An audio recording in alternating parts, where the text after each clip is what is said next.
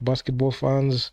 Welcome back. So this is the game that locked us a position to play in the FIBA 2021 Afrobasket after a 28-year hiatus. And this is actually a historic game for Kenya. And even the guys that came out and balled out, I can say they did a commendable job as compared to the capitulation performance against Senegal that ended 69-51. This was quite an improved game as the Kenyan Morans played a lot of purpose, and not only did they play with a lot of purpose, they were able to win 3 quarters in 4 quarters of basketball. This game started off with the Kenyan Morans with one of the most poorest stats I've seen in a basketball game. In the first quarter, Angola came in 22-9. 22 points for Angola, 9 points for Kenya. So when I saw this game at the time, I must say my faith on the Kenyan Morans really got tested, because I was like, come on, it just gave me flashbacks of what we saw in the previous games, where we've seen a very poor start from the Kenyan Morans, and they end up digging themselves up in a hole, and they just can't get out of that. So this was a very poor way to start the first quarter. But in the second quarter, that's when I saw a lot of purpose, because as much as the Kenyan Morans were down in the first quarter, you see the second quarter, they changed up the way they were playing, and they were able to win that quarter and dig themselves out of that hole. And not only did they use the same momentum in the second quarter, they used it in the whole second half as they continued to pile on onto the points.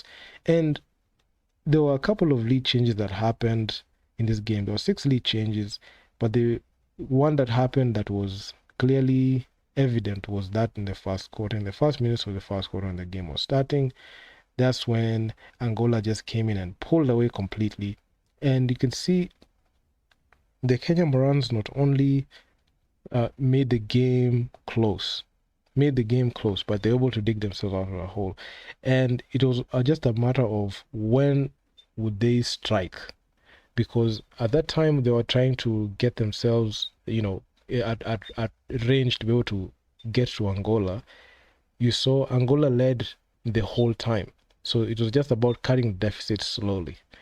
And when it came to strike, especially when it came to the fourth, you could see the Kenyan Morans came in, and in the fourth, that's when they hit hard. They hit Angola hard, and at some point they were up like with 8 points, because at this time they were on a mean streak, and the Kenyan Morans did not relent in scoring. But earlier on, when I made these videos way back, I went in depth in this game, and I saw something that was actually quite strange, because the Kenyan Morans, after that nice comeback, they were not able to be quite disciplined and play good, efficient basketball at the clutch, because at this point where they had a few bad reads on defense, and there were a couple of threes that were hit by Angola, which made the game that close. The buzzer beater wouldn't be there if the Kenyan Morans were able to defend the ball well when it mattered. I know the defense is actually quite difficult with the high volume fouls that the Kenyan Morans commit. There are players that are notorious in fouling, and this game you could see both teams were tied at 22 fouls. So at some point it begs the question, do these players understand that when you start fouling early in the game, it can make you can hurt your defense late in the game? Because you could see late in the game the lockdown defense that was needed so that we can be able to defend and be able to make sure that we are not down at all when it was required. Then the Kenyan Morans could not be able to produce that, and that's the reason as to why the whole back and forth with Angola was there.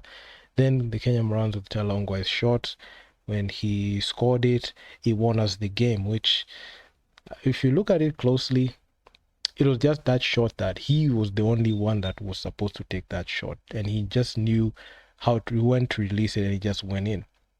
And it just sent the whole, basketball fraternity to a frenzy, especially in Kenya. Everyone was talking about that shot. It was hard all around the continent, and it was the shot that was peaked at number one as those game defining plays. Not only did that shot dictate, like, win that game, but also lock us and make us qualify for the Afrobasket.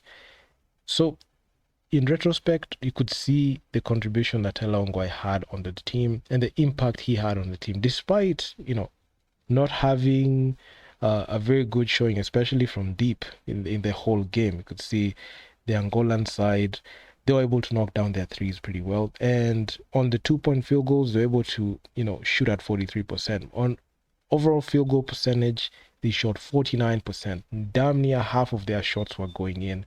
And they did not relent because even on the line, they were very good. But when it came down to, the final minutes, you could see their ability to knock the Angola's ability to knock down the three ball. That's the one that put them in front because they were able to cut out the deficit. And also Tyler Ongwae, he came out heroic, especially in that fourth quarter. So even looking at the usual suspects, the guys that were the ones that played in that game. I saw there were 10 players that played in this assignment, and then in the last game that we saw, then because you had the appearance of Joel Awich in the game, and he was, and also Sito Makamba. They came in and they played. In the previous game, we didn't have their services. I know there was a COVID-19 issue with Joel Awich, so he's not able to play, but he played heavy minutes in this game, and his productivity was actually quite good. Then you had Tyler Ongwae, the man of the hour. He played heavy minutes, and the Angola's defense on Tyler was not as effective, as he was able to get onto his spots and was able to get to the line and hit his shots. And he had 5 steals, although he was struggling, especially in the fouls with 4 personal fouls. He was playing in the fourth quarter at 4 personal fouls, but his shots were the ones that really helped the team to be able to get to that position. Desmond Owili, he did virtually nothing in this game. Ronald Gombe, I mean, he led in personal fouls more than this guy was actually not that great. Didn't play well, didn't have a good game at all. Okal Koranga, still not only scoring wise, but if you look at the other places where you're supposed to contribute and be solid, he wasn't there. Eric Mutoro, he wasn't there in this game. He didn't have the game. Victor Ochieng, I mean, he played 3 minutes, nothing. Griffin only played 4 minutes with 2. He only had 2 points, and his shots came from the line. Stuma Kemba 2 points, 1 of 2 shooting. Preston Bungay, he played 35 total minutes. He was a guy who was playing heavy minutes. I didn't understand this at the time because this guy, he didn't do a lot. He had 3 personal fouls. You could see players were really, really fouling a lot, and he really affected the defense. It was only late game heroics coming from Tyler Ongwae that helped the Kenyan Morans at the time. But there are players that were just questionable. A guy like Okal Koranga, this guy has played every single game, dating back from the first window. This is the second window. He's playing the first window, but his game does not even change. You can pull up his stats. The dude is just the same. Bush, at least he just does his things, but he's just average at best. Ronnie Gombe below average. Desmond Owili, I don't even know what he was doing in the game. He actually did virtually nothing. Valbuza, nothing. He only played 2 minutes and he didn't do much. Victor Chieng shouldn't even be on the game. Should he be listed as a DNP? I feel like he should have given those minutes to Tyler Ongwae. Tyler Ongwae should have played more minutes than even Preston Bungay. Preston Bungay played more minutes than Tyler, and he was not even as impactful. So yeah, I mean, we just had a good game there, and it was just a lucky game. It was luck. It was late game luck. It was not about the skills that we had, but it was about taking the right shots and not giving up on plays, especially when it counted, and pushing Angola to the edge. This game was decided by 1 point, so it could have gone either way because it's not like Angola were just laying down there and letting the Kenyan Morans dominate.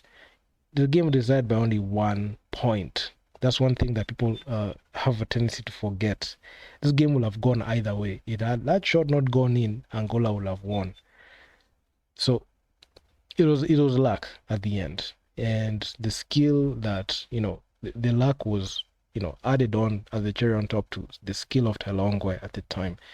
Well, unfortunately, looking back, Talongwe is actually quite good, but looking forward to this year's Afrobasket qualifiers, you're not going to be having the services of Talongwe. He came out with a statement saying that he quit the Kenya Morans unless the Morans management changes. So we will not have like those good plays that we expected. So you're going to the team that's going to be rolled out is actually going to be quite different from what we are used to. So the Kenya Morans right now, I don't think that they have the ability to match up against an Angolan team, because Angola, as we know it, are a powerhouse team, and they made the FIBA World Cup last year and they played in those games. And while the Angolan team are gearing up towards winning games that matter, especially when it comes to the FIBA World Cup, the Kenya Morans are literally struggling to win meaningless games in the FIBA African 2023. So it begs the question: is it the lack of quality of the team, or this team, or the players, or the players just don't have the winning mentality that is needed? So even with this whole press run that the Kenyan Morans are going through, they're showing us that they're practicing, you're seeing like the donations are going their way. Don't be fooled, because at the end of the day, Angola, they're a powerhouse team. Petro de Luanda comes from Angola. We can't beat Angola right now. There's a beef that is there based on this game alone. Happened in the Afrobasket qualifiers. Now Angola have the chance to avenge this. And right now they're not going to be, they're not going to hold back. They're going to start from the beginning.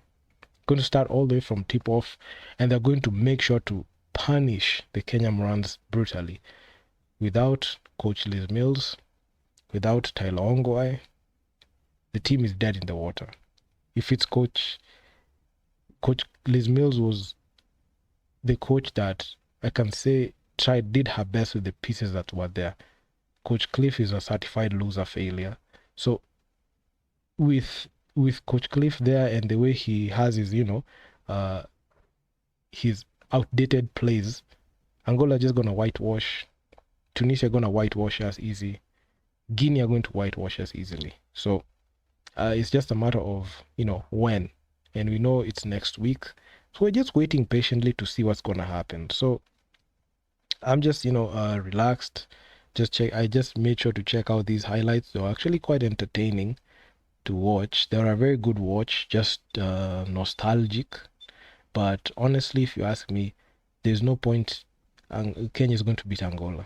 You cannot beat a team that came from the World Cup. If they bring their World Cup squad, it's going to be the end for us, because I don't think the Kenya Morans have what it takes right now to beat a team like Angola right now. They just don't have it.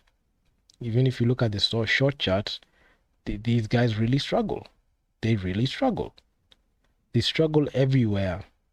Look at points in the paint is where the Kenyan Morans were really dominating. And you could see Angola were really relying on the three ball. They were not, going inside there and attempting a lot of shots in the paint. But from the three ball, they were able to capitalize on that front. And throughout the whole game, you can even check out the short chart. You can see in the first quarter, they couldn't even make an outside shot. Majority of the shots that were going in came from inside, and only three baskets that went in. So the Kenyan Morans just had a very poor start. But in the second quarter, you could see the three ball still yet to make a three, but they were trying to get inside and make sure to hit them shots in there. So you could see there were a couple of layups that were made. 2-point jumper was made. You could see fadeaway jump shot made. This is a long two from Talongwe. It went in. Then in the third, you could see only 1-3. The first 3 of the game that was established came in the second half. And you could see Talongwe, he tried a three. Stu Makemba tried a three, he wouldn't go. Joe Lewich, he was 4 of 11, and he really somewhat helped the team, especially, getting those key shots.